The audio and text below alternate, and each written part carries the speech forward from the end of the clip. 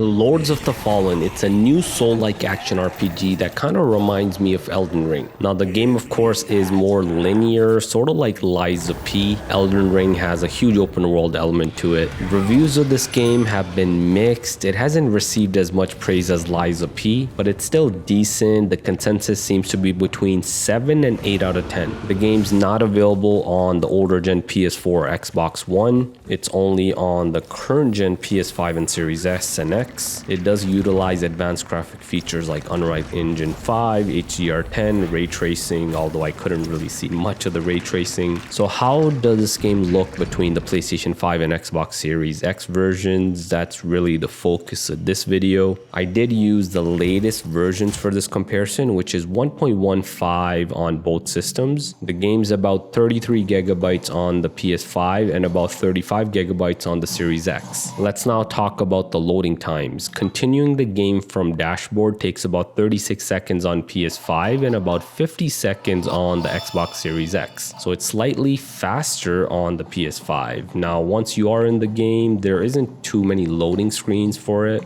Being a single player game, there is a faster way to get back in, and that's activity cards and quick resume. Surprisingly, activity cards are faster for Lords of the Fallen. That's the first time I've seen PS5 beat out the Xbox's magic quick resume feature. Now, in terms of graphics, there are two modes to choose from: quality and performance. Quality will give you the highest resolution and the highest details in the graphics, but the frame rate is only 30 FPS. Performance mode does target 60 FPS, but with lower graphics quality. Both the PS5 and Series X get around 1440p dynamic resolution in quality modes. Dynamic meaning it does go below that in certain situations. Performance mode is 1080p on both consoles and target 60 FPS. Once again, it's dynamic, so it'll scale below 1080p in some situations. Now let's look at the frame rate, starting with the 30 FPS quality mode. On both consoles, the frame rate is fairly close to 30, but it does sort of stutter on both of them, and there's kind of frame pacing issues. You'll see this constant 29 to 30 reading. There's also some situations where there's lag spikes, and I would say that's more apparent on the Series X. Next up is the 60 FPS performance mode, which struggles on both consoles. A lot of the time it's in the low to mid 50s on both consoles and even dips into the 40s in certain taxing situations. Between the two consoles, the Xbox Series X seems to have a slightly higher frame rate. However, the Xbox Series X does have lower stability, and I've seen that get a lot more of these huge lag spikes from time to time. Overall, Lords of the Fallen pushes both the PS5 and the Series X to their limits, or maybe the game just needs some better optimization. Now, I didn't try the Series S version, but that